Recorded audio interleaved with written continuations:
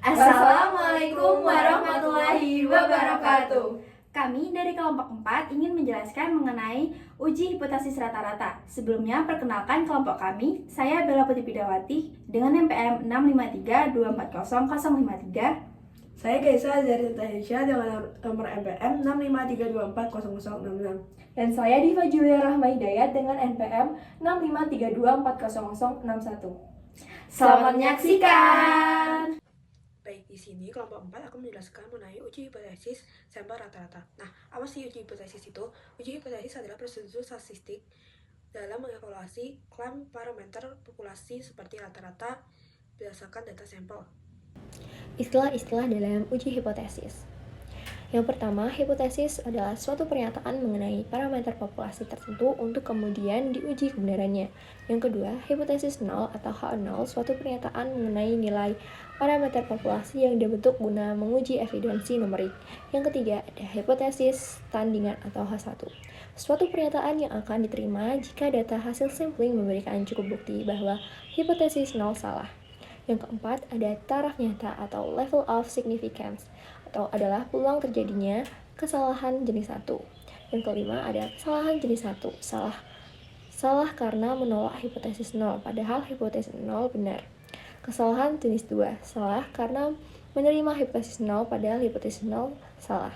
Kemudian juga ada statistik uji, suatu nilai yang diperoleh dari informasi sampel yang digunakan untuk menentukan apakah hipotesis 0 akan ditolak. Kemudian ada juga nilai kritis, adalah titik perbatasan antara daerah penolakan hipotesis 0 dengan daerah penerimaan hipotesis 0. Selanjutnya, langkah-langkah uji hipotesis. Yang pertama, tentukan hipotesis 0. H0 theta sama dengan theta 0.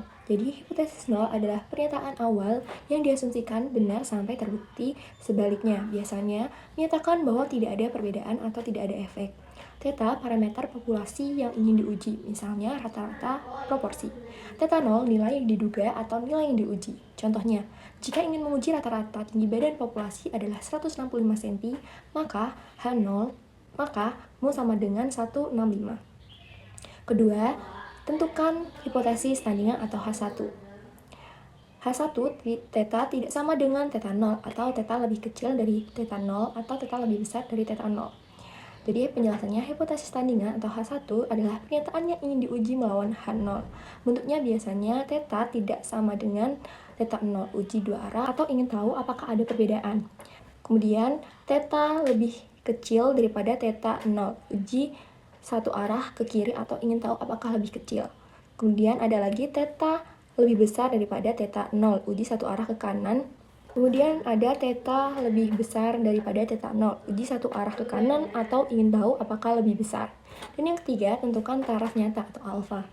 Ini adalah peluang kesalahan tipe 1, yaitu kemungkinan menolak H0 padahal H0 benar.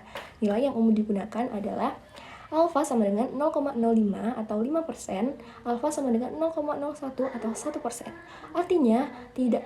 Artinya bersedia menerima resiko 5% untuk salah menolak H0. Yang keempat, tentukan statistik uji dan daerah kritis.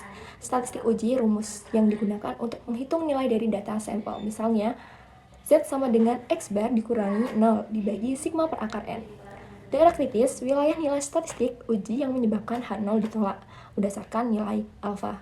Misalnya, pada uji dua arah dengan alfa sama dengan 0,05, daerah kritis adalah Z lebih kecil min 1,96 atau Z lebih besar 1,96.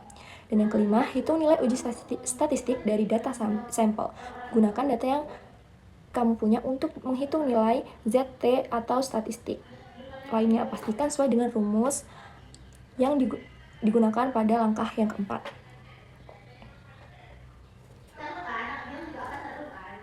Dan yang keenam, buat keputusan atau tolak atau jangan tolak H0. Jika nilai uji jatuh di daerah kritis sama dengan tolak H0. Jika tidak jatuh di daerah kritis sama dengan jangan tolak H0. Yang keenam, buat keputusan atau tolak atau jangan tolak H0. Jika uji jatuh di daerah kritis, berarti tolak H0. Jika tidak jatuh di daerah kritis, berarti jangan tolak H0. Jadi jangan tolak H0, bukan berarti H0 terbukti benar, tapi tidak ada cukup bukti untuk menolaknya. Selanjutnya saya akan membahas mengenai rumus-rumus yang digunakan dalam uji hipotesis dengan satu sampel dan juga daerah kritisnya. Rumus yang pertama atau rumus Z ini digunakan apabila standar deviasi diketahui dan juga populasi berdistribusi normal. Apabila populasi tidak diketahui tetapi berdistribusi normal, maka rumus ini tetap bisa digunakan selama ukuran sampel tidak kurang dari 30. Dan Z menunjukkan seberapa jauh rata-rata sampel dari rata-rata populasi yang diuji dalam satuan standar deviasi. Rumus yang selanjutnya atau rumus T ini digunakan apabila derajat kebebasannya N1 dan digunakan jika standar deviasi tidak diketahui dan populasi diketahui berdistribusi normal. Tetapi distribusi T ini lebih lebar dari Z karena banyaknya ketidakpastian. Rumus yang terakhir atau rumus Z ini digunakan apabila standar deviasi tidak diketahui dan ukuran sampel tidak kurang dari 30. Nah, meski pakai S, kalau N-nya lebih dari sama dengan 30, maka distribusinya cukup mendekati normal dan boleh pakai Z. Nah, X bar ini menunjukkan rata-rata sampel. Kalau mu 0, dan juga ini menunjukkan rata-rata populasi yang diuji. Kalau ini menunjukkan standar deviasi populasi. Dan yang terakhir, N menunjukkan jumlah sampel. Kritis adalah wilayah batas dalam distribusi probabilitas Z atau T, tempat di mana kita menolak nol. Kalau nilai statistik uji kita masuk ke wilayah ini, maka data yang kita punya terlalu jauh dari dugaan awal atau mu 0. Dan juga bisa dibilang kemungkinan besar rata-ratanya memang sudah berbeda. Kembali ke tabel ini, kita akan membahas mengenai ini, dan juga ini. Nah, ini tuh bermakna bahwa kita menolak nol jika nilai Z atau T lebih kecil dari batas kiri, yaitu min Z alpha per 2, atau lebih besar dari batas kanan, yaitu Z alpha per 2. Nah, nilai ini merupakan uji dua arah yang digunakan jika hipotesis alternatif atau H1 berbentuk ini, mu tidak sama dengan mu 0. Nah, artinya itu kita curiga bahwa rata-ratanya berbeda dari mu 0, bisa lebih besar ataupun lebih kecil. Selanjutnya, kita akan membahas mengenai yang kedua ini.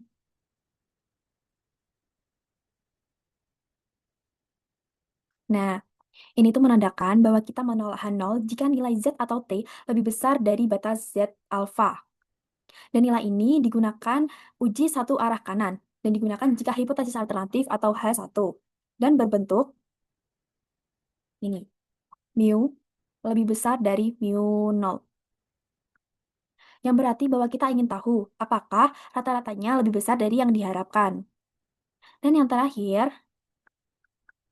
ini kita akan membahas mengenai ini, Z lebih besar ini, dan T lebih besar, Z juga lebih besar ini. Oke, ini itu bermakna bahwa kita menolak nol jika nilai Z atau T lebih kecil dari batas kiri, yaitu min Z alpha. Dan bermakna bahwa nilai ini adalah uji satu arah kiri, dan digunakan jika hipotesis alternatif berbentuk ini. Yang berarti bahwa kita curiga bahwa rata-rata lebih kecil dari nilai yang diharapkan. Nah, baik, di sini saya akan menjelaskan mengenai contoh soal uji hipotesis satu sampel, di mana kita memiliki soal pada layar dan diketahui. Nah, pertama, langkah pengerjaannya kita bisa menulis diketahui apa dulu. Nah, pada ini kita mengetahui yang pertama itu adanya, kita tahu mu-nya, di mana mu-nya adalah 5. Setelah kita mengetahui mu-nya, kita mengetahui simpangan bakunya, di mana simpangan bakunya itu 2 menit. Nah, setelah mengetahui simpangan baku, kita juga mengetahui nilai n-nya, di mana nilai n-nya 25. Setelah mengetahui nilai n, kita mengetahui x bar-nya, di mana x bar-nya 5,72. Setelah mengetahui x bar-nya juga, kita bisa mengetahui alfanya, di mana alfanya ini 0,05. Nah, setelah kita mengetahui itu semua, kita bisa mengerjakan uji hipotesis rata-rata sampel satu ini. Dijawab. Langkah pertama ini kita menentukan namanya hipotesis, di mana hipotesis H0-nya, yaitu 2, mu 0, sama dengan 5. Hipotesis pertama, itu mu 1-nya lebih besar dari 5. Nah, kedua, setelah kita menentukan hipotesis, kita harus menentukan namanya tara signifikan, di mana itu alfa. Alfanya sudah diketahui bahwa alfanya 0,05. Nah, yang ketiga, setelah menentukan tara signifikan atau alfanya, kita namanya menentukan statistik uji yang akan digunakan. Di mana di sini kita ketahui bahwa memiliki simpangan baku 2. Nah, jika kita memiliki simpangan baku 2, maka kita akan menggunakan Z kritis. Nah, zat kritis ini kita ketahui bahwa zat A atau sama dengan berarti Z 0,05 sama dengan 1,64. Nah, ini sudah dijelaskan pada sebelumnya bahwa alfa 0,05 ini zat kritisnya adalah 1,64. Bisa kita gambarkan seperti ini.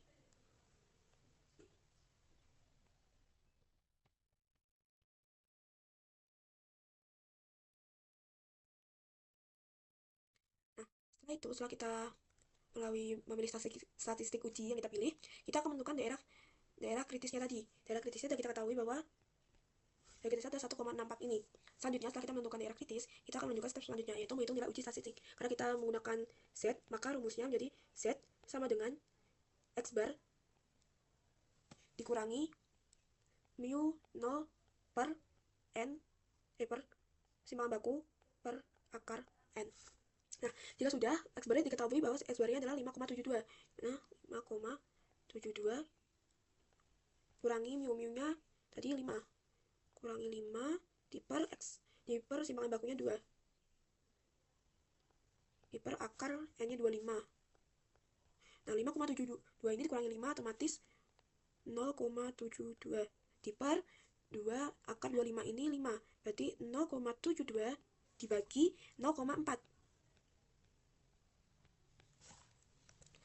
Hasil dari pembagian tersebut adalah 1,80.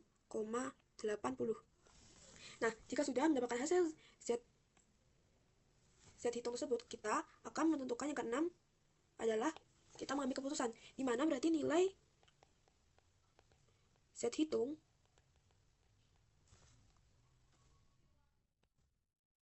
sama dengan 1,80.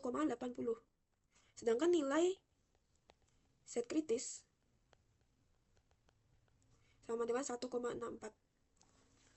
Nah, kita bisa mengambil kesimpulan dari sini bahwa karena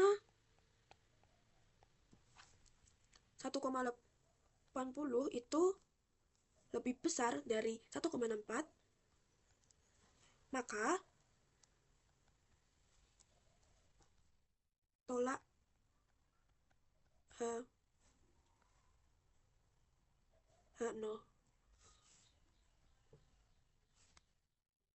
Nah, setelah itu, ketujuh, kita bisa membuat kesimpulan berdasarkan tersebut, yaitu kesimpulannya, jadi karena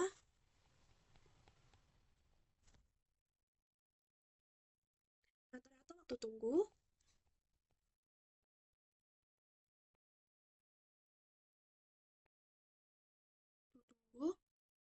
pelanggan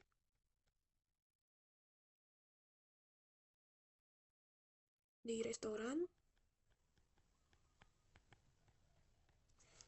tersebut signifikan lebih dari 5 menit, maka tolak H0. Yang dapat saya sampaikan. Nah, sekarang kita akan membahas mengenai uji hipotesis dengan 2 sampel. Sebelum saya masuk ke uji hipotesis dengan 2 sampel, saya akan memberikan gambaran sedikit agar kita bisa membedakan lebih lanjut tentang uji hipotesis dengan 1 sampel ataupun dengan 2 sampel. Contohnya penerapan pada menguji apakah rata-rata waktu menunggu kurang dari 5 menit. Oke, pada uji hipotesis dengan 1 sampel, kita hanya menguji satu kelompok saja. Misalnya, apakah rata-rata waktu tunggu di restoran A kurang dari 5 menit? Nah, itu merupakan uji dengan 1 sampel, karena kita hanya membahas satu populasi saja yang diuji, dan rumus yang biasanya digunakan yaitu Z atau T untuk 1 sampel. Nah, sekarang kita akan membandingkan rata-rata 2 populasi ataupun 2 sampel. Nah, kita tidak hanya peduli apakah restoran A kurang dari 5 menit lagi, tetapi kita sudah membahas apakah restoran A lebih lama dari restoran B. Contohnya, restoran enak versus restoran Z. Kita ingin tahu apakah waktu tunggunya berbeda. Pada contoh tadi, kita sedang melakukan uji hipotesis dengan 2 sampel. Intinya itu, pada uji tadi, rata-rata lamanya waktu menunggu di rumah makan enak lebih besar dari rumah makan lezat. Ada pula bentuk hipotesisnya. Uji 2 sampel terdiri dari yang pertama ada uji 2 sampel bebas. Nah, ini tuh digunakan ketika 2 sampel tidak saling terkait satu sama lain. yang dimana artinya kelompok A tidak mempengaruhi data dari kelompok B. Yang kedua, ada uji dua sampel tidak bebas. Uji ini digunakan ketika dua sampel saling berpasangan ataupun berhubungan. Biasanya digunakan sebelum dan juga sesudah perlakuan pada objek yang sama. Ini sangat penting banget dalam dunia nyata, hubungan antar sampel menentukan metode yang digunakan. Nah, selanjutnya saya akan membahas mengenai rumus-rumus yang digunakan dalam uji hipotesis dengan dua sampel. Rumus yang pertama, rumus ini digunakan jika ukuran sampel besar, biasanya N lebih dari 30. Yang kedua, jika variasi populasi diketahui. Ini merupakan variasi populasinya ya, yang ini. Dan juga data terdistribusi normal. Oke, rumus yang kedua. Rumus yang kedua ini digunakan apabila ukuran sampel kecil, yaitu N kurang dari 30. Dan juga variasi populasinya tidak stabil. Tetapi diasumsikan jika kedua populasi hanya punya varian yang sama atau homogen. Selanjutnya, rumus yang ketiga. Rumus yang ketiga ini digunakan jika ukuran sampelnya kecil, dan juga variasi populasinya tidak diketahui, dan varians kedua populasi berbeda atau heterogen.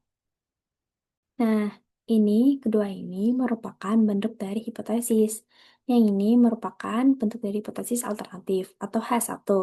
Dan yang ini merupakan bentuk dari hipotesis nolnya. Kenapa kita pakai uji hipotesis dengan dua sampel? Karena ada dua kelompok populasi, dan juga kita ingin tahu perbandingan rata-rata antara keduanya. Langkah-langkah untuk menentukan uji hipotesis dua sampel. Langkah pertama itu tentukan hipotesis 0 atau H0, yaitu H0 θ sama dengan θ 0. Artinya tidak ada perbedaan antara dua parameter populasi yang kita bandingkan. Misalnya kita ingin membandingkan rata-rata lama mendengarkan radio di dua stasiun, maka H0 menyatakan kedua rata-rata sama. Selanjutnya langkah kedua yaitu tentukan hipotesis alternatif atau hipotesis 1. Hipotesis alternatif ini bisa berbentuk yang pertama θ tidak sama dengan 0, yaitu berarti uji dua arah. Kemudian yang kedua, θ lebih kecil dari 0, yaitu berarti uji satu arah kiri. Yang terakhir, θ lebih besar dari 0, berarti uji satu arah kanan. Seperti contoh, Mi 1 lebih besar dari Mi 2. Menyatakan bahwa rata-rata kelompok pertama lebih tinggi. Selanjutnya, langkah ketiga, yaitu tentukan taraf nyata atau alfa. Biasanya digunakan alfa sama dengan 0,05. Jadi artinya kita menerima 5% kemungkinan kesalahan menolak H0 yang sebenarnya benar atau kesalahan jenis 1. Selanjutnya langkah keempat, yaitu tentukan statistik uji dan daerah kritisnya. Jika simpangan baku populasi diketahui, gunakan rumus Z, yaitu Z sama dengan X min bar 1 dikurang X min bar 2 dibagi akar dari sigma 1 kuadrat per N1 ditambah sigma 2 kuadrat per N2. Selanjutnya, jika simpangan baku tidak diketahui, menggunakan uji T, yaitu T sama dengan X min bar 1 dikurang X min bar 2 dibagi akar dari S1 kuadrat per N1 ditambah S2 kuadrat per N2. Selanjutnya, cari nilai Z kritis atau trik kritis dari tabel sesuai nilai alfa dan jenis uji atau satu atau dua arah. Selanjutnya juga ada langkah yang kelima, yaitu hitung nilai statistik uji. Substitusikan angka-angka ke rumus yang tadi. Seperti contoh, 45 tahun dikurang 42 dibagi akar 6 kuadrat per 15 ditambah 3 kuadrat per 20. Dan langkah terakhir yaitu langkah ke-6, ambil keputusan. Jika nilai statistik uji Z atau T jatuh dalam daerah kritis, yaitu berarti tolak H0. Sebaliknya, jika tidak, gagal tolak H0. Yang misalnya, Z hitung sama dengan 1,78, Z kritis sama dengan 1,64. Karena 1,78 lebih besar dari 1,64, maka H0 ditolak. Jadi artinya ada cukup bukti bahwa kedua kelompok memiliki rata-rata yang berbeda secara signifikan. Nah, baik, di sini saya akan menjelaskan contoh soal mengenai uji hipotesis rata-rata dua sampel. Nah, dimana sudah saya contoh di atas ada soal di layar ini. Nah, pertama-tama kita ini bisa menulis diketahuinya terlebih dahulu, mencari diketahui. Dimana diketahui ada dua sampel. Yang pertama itu radio A dan radio B. Nah, dimana di radio A ini kita mengetahui NA, dimana NA-nya 15 orang untuk radio A. Dan NB-nya 20 orang. Nah, setelah kita mengetahui N-nya, kita juga bisa mengetahui X bar A-nya. X bar A-nya 45 menit. X bar B-nya 42 menit. Nah, jika sudah mengetahui itu, kita bisa mencari simpangan bakunya. Mengetahui simpangan bakunya, dimana simpangan baku A-nya 6 menit. 6 menit. Dan simpangan baku B-nya 3 menit. Setelah mendapatkan itu, kita juga bisa mendapatkan alfanya, total signifikannya, di mana alfanya 0,05 atau sering kita sebut juga dengan 5%. Nah, setelah kita mengetahui itu, kita bisa menjawab soal tersebut. Nah, kita coba. Nah, adapun itu untuk menjawabnya adalah langkah pertama, dan langkah kedua itu kita namanya adalah merumuskan hipotesis, di mana hipotesis ini langkah pertama dan kedua kita merumuskan hipotesis. Nah, hipotesisnya kita bisa dapatkan bahwa H0 D2 mu A sama dengan mu B, di mana bisa dikatakan bahwa tidak ada perbedaan rata-rata antara sampel A dan sampel B. H1-nya kita katakan bahwa mu A lebih besar dari mu B. Ini dugaan bahwa kita menduga bahwa pendengar radio A itu bisa lebih lama dari pendengar radio B. Nah, setelah kita melakukan analisis atau merumuskan hipotesis, langkah ketiga itu kita menetapkan alfanya atau arah signifikannya, di mana alfanya diketahui bahwa 0,05 atau 5%. Ini artinya bisa dikatakan bahwa itu bisa siap menerima kesalahan sekitar 5%.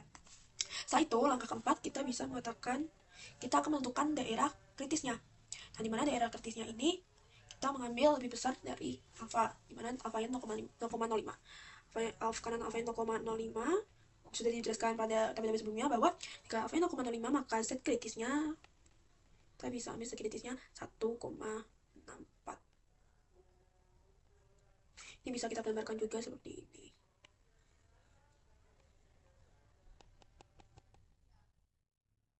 Ini 1,64 dan ini 0,05.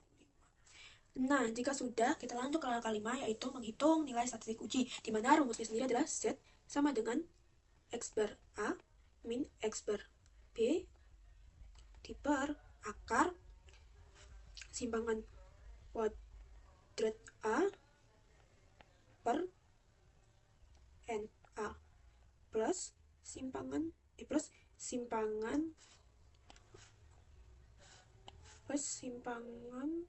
kuadrat B per NB.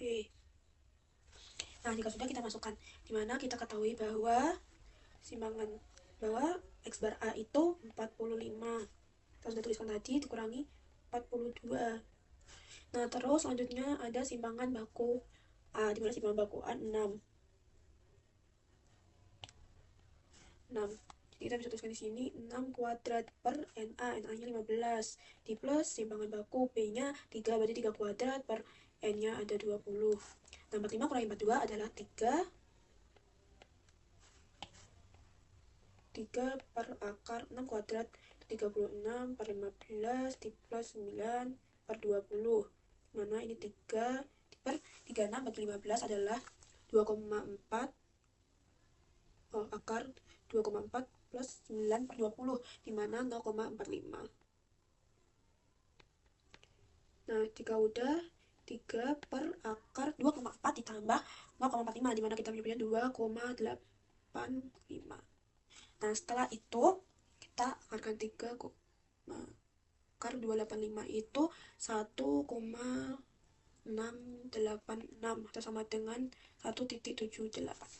Nah, jika sudah, kita akan membandingkan dengan daerah kritis tadi, dimana langkah ke-6 ketahui bahwa nilai Z hitungnya tadi adalah 1,78. Ini ya 1,78. Sedangkan nilai Z kritisnya 1,4, seperti katakan ini 1,4.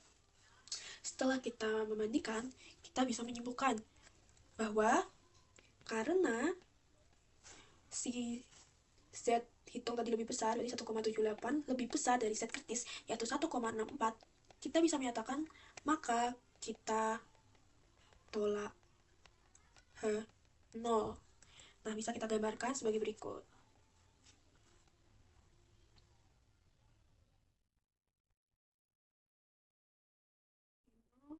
Ini letak 1,64. Terus ini letak 1,78. Bisa kita anggap 1,78 di sini. Nah, jika letak ini disebut seperti itu, maka juga bisa kita simpulkan bahwa karena statistik uji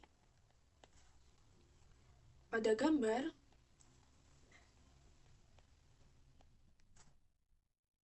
jatuh di daerah kritis atau daerah penolakan,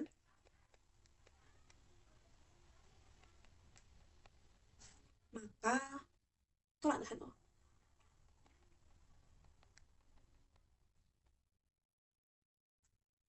Karena gambarnya di sini ya, jadi tuh sekian yang harus saya sampaikan. Makasih.